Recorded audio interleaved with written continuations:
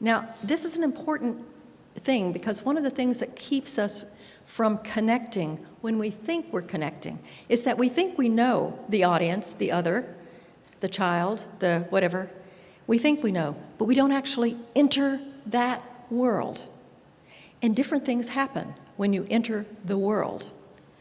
I'm going to give a couple of examples from my son, relating to my son, just because they're kind of clear and they have to do with that parent-child gap among the many gaps. When he was very small, he thought that there was a monster in a closet one night. This is typical. And in the world of the parent, we know that there is no monster in the closet. We know. And we understand the child, why they would think that way. So we reassure them that there's no monster in the closet. But if you enter the world of the child, there is a monster in the closet.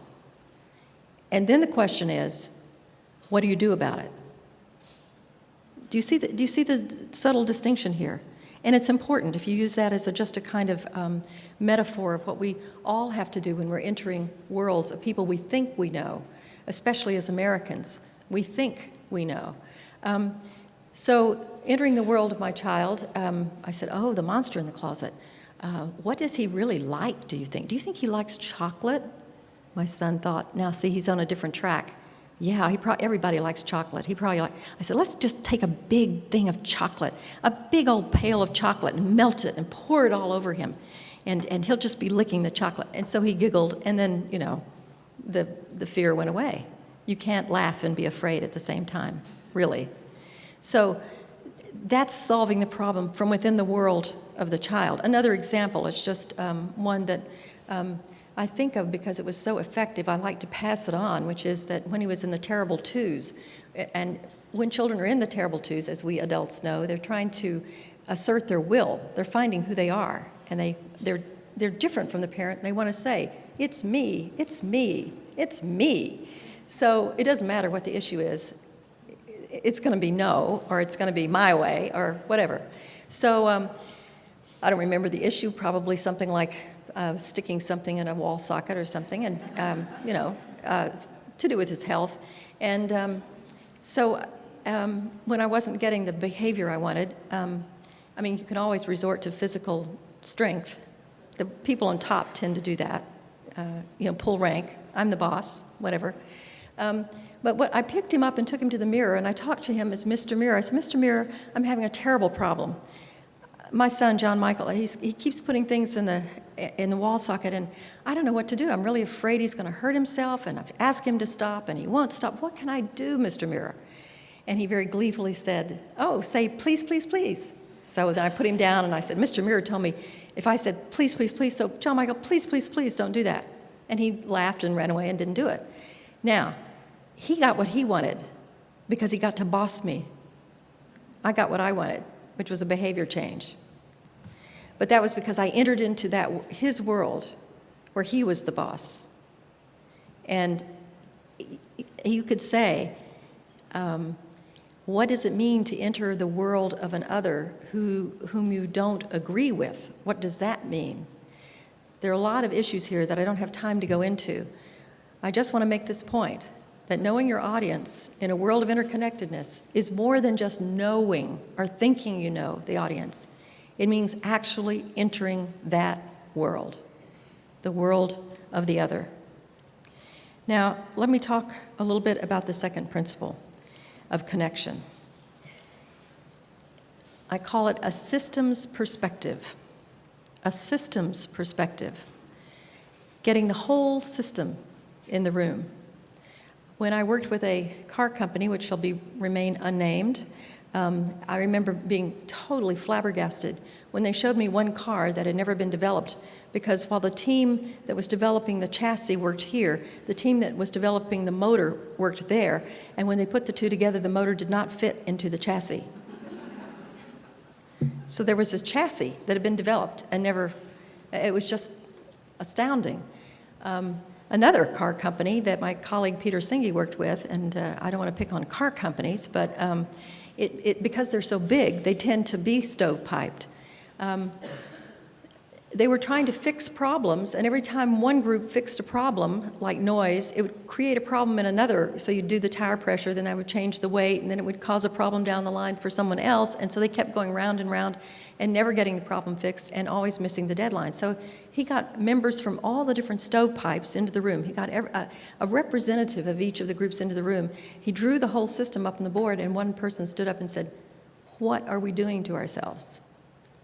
There's a sense in which when we solve problems with just one part of the system, we can easily create problems down the line for other parts of the system.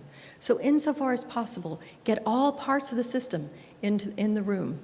In this new world of interconnectedness, all parts of the system need to be represented.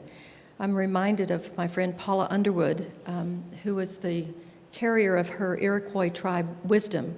She wrote a 1,600-page book called The Walking People. Not too many of you probably read it because it's too heavy to carry around. But it was the story of her people walking from the Bering Straits on, which had been carried on in oral history, and she had been given the task of memorizing it as a child.